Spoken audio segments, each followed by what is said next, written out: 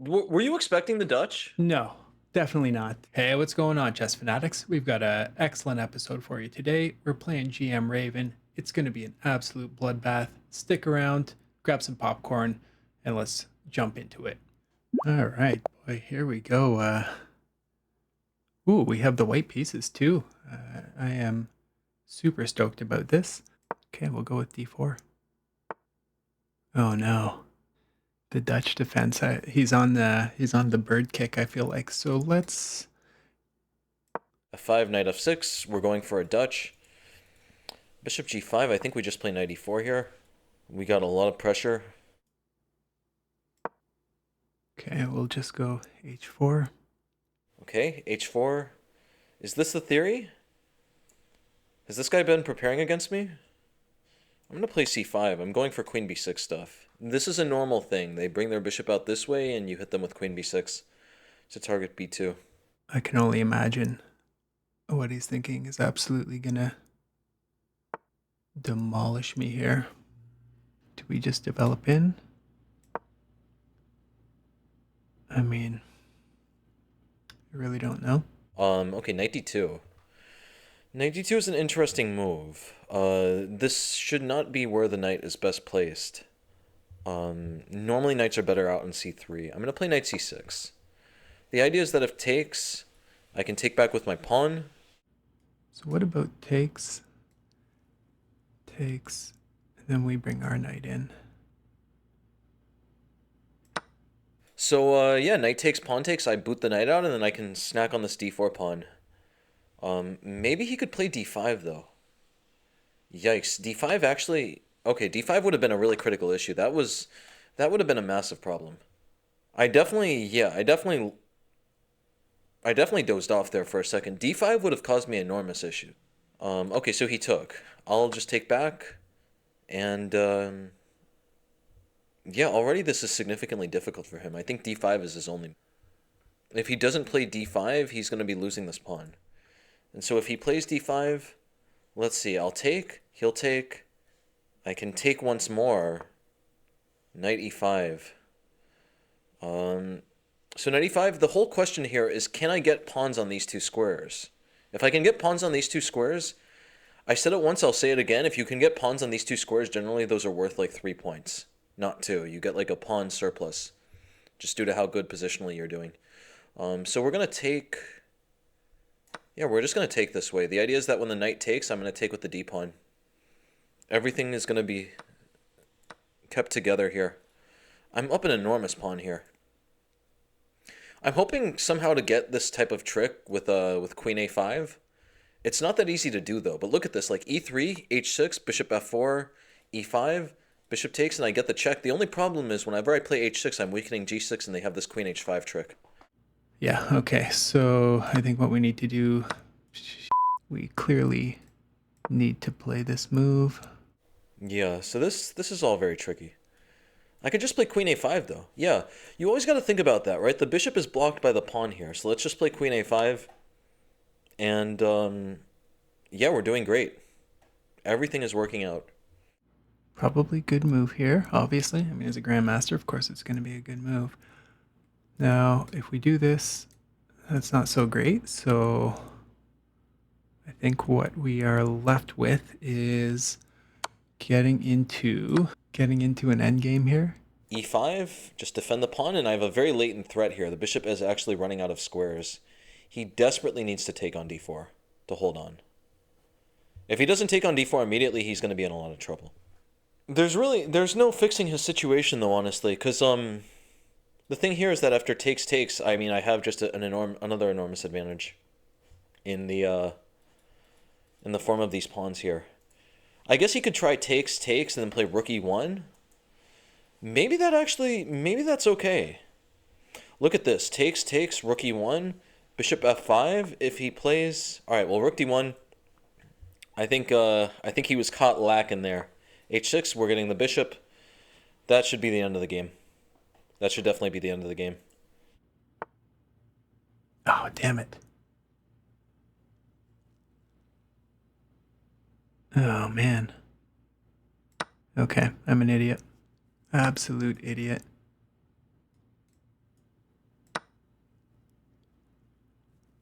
I mean, this is bound to happen. This is what happens when you play Grandmaster. You just don't see the threats and wind up getting absolutely demolished. I can tell he's getting tilted. It's normal, but it's completely normal to be tilted if you dropped a piece in the open. So definitely no judgment here. We'll play bishop c5. I'll attack f2. This position should just be over. There are really way too many problems with his position here. The thing is all the pawns are more or less in disarray. Both of us have weaknesses, but I have an extra piece, so my piece is going to be able to quickly scrap up all the wandering pawns. Yeah. Just fully busted here. Gosh. I mean, we'll attack a pawn. It's about all we can do. Yeah. We're going to just get...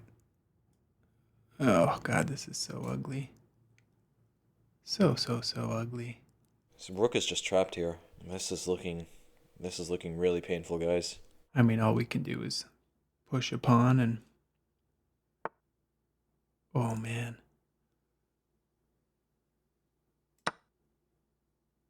I mean, there's nothing good going on here. His rook is just completely entombed here. I talk about this a lot in my course. When you have pawn and bishop like this, the rook can get stuck really easily.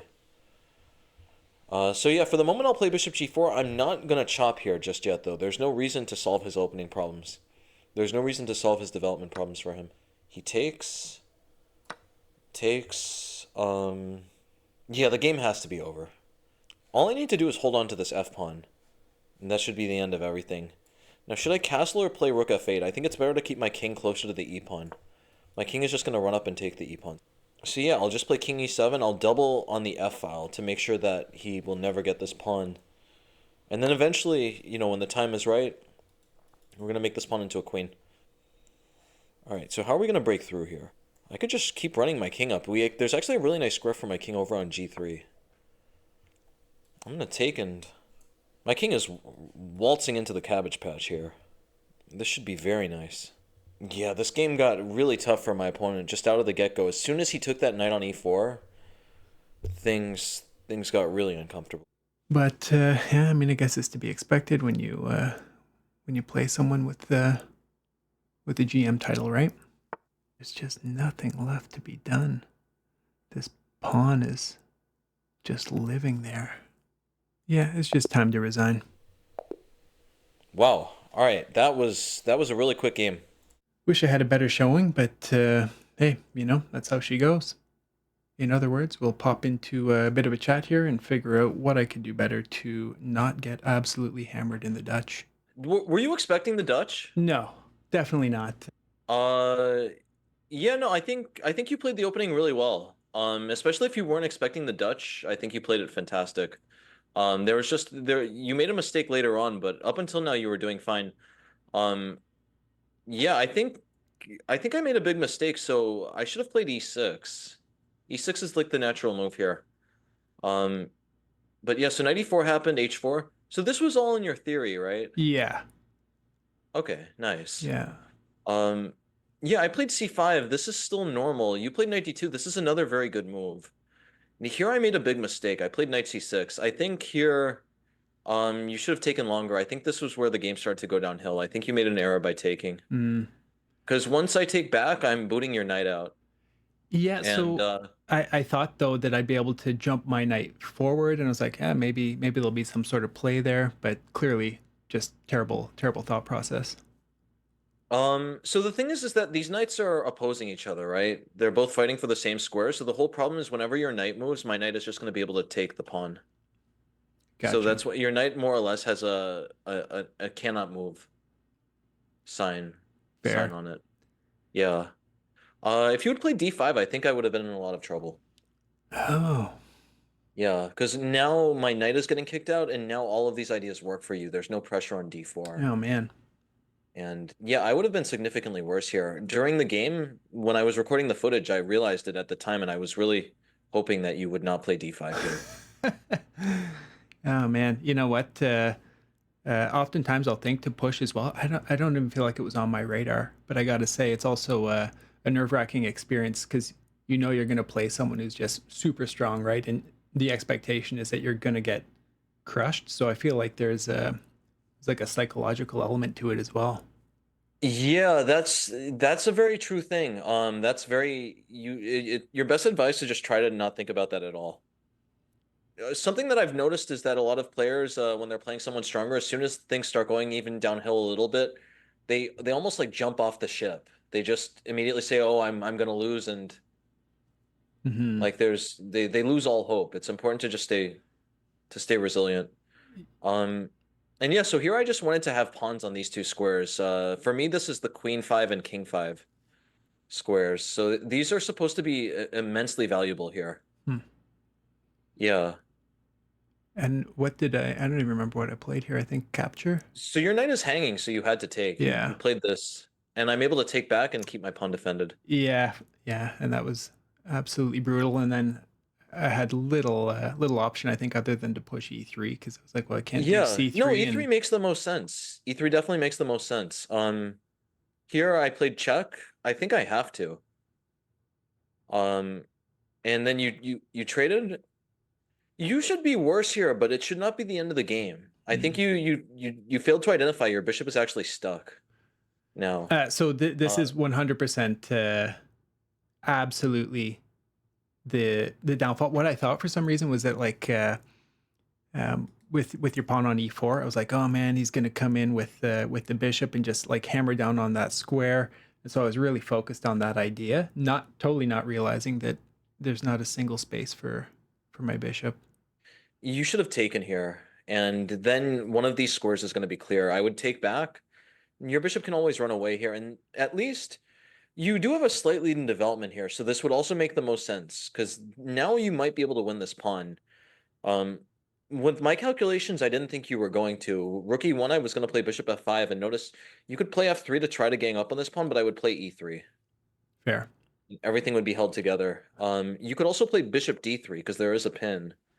And here I have a really nice combination. I could play bishop b4. I'm skewering these so that you would have to block, but then after takes. Oh, maybe, yeah, maybe this was fine for you. I thought I could castle queenside here. Oh, I I thought I could see. castle queenside. I didn't see that the bishop Yeah, was. but you could just kick the bishop though, and then what? Well, if I kick the bishop though, then you take with a threat. Oh, interesting. You're able to take with a threat first. Yeah. Okay. This might have been. Yeah, you might have been okay here then. Hmm. Yeah, I just failed to realize that my bishop had no squares. I was thinking, oh great, it's like protecting e3. If you take, I'm gonna just I'll just grab back with the bishop. But yeah, huge miss on my end. Yeah. Yeah, once this happened, this is just the end. Yeah, t some takeaways from this game. I don't know. I mean, I guess just take more time in the opening. Yeah, Because the thing is, like it's important. I think if you it, taking your time in the opening is always a hard thing because if you take too long, then you get into time trouble early. But in such a position as this, you want to always weigh the amount of time you use against like how wide and how large the deviation is between various positions, right? yeah, So you have a choice between several different structures here. You could take. This would have been another interesting move. This I would take back, and at the end of the day, like my knights might look okay, but I'm actually very far behind in development here. yeah. I Hmm. would bet that the computer would also rate this as better for you. What happened with my situation, this is very common. When you play the Dutch, you need to be very humble. And I came out of the gate just trying to play aggressively, and if you had found some correct moves, I would have gotten burned. Yeah. Instead, though, the pressure is just too much. I feel like at my level, and then it's like, oh god, Yeah. can't deal with it. Whereas like I wonder if like, you know, you play someone who's like 1600, 1650 chess comp. I don't know that I have the same thought necessarily. I'm probably going to like be a little bit more resilient in the way it's approached, but super fascinating. Thanks a lot for taking some time to crush me.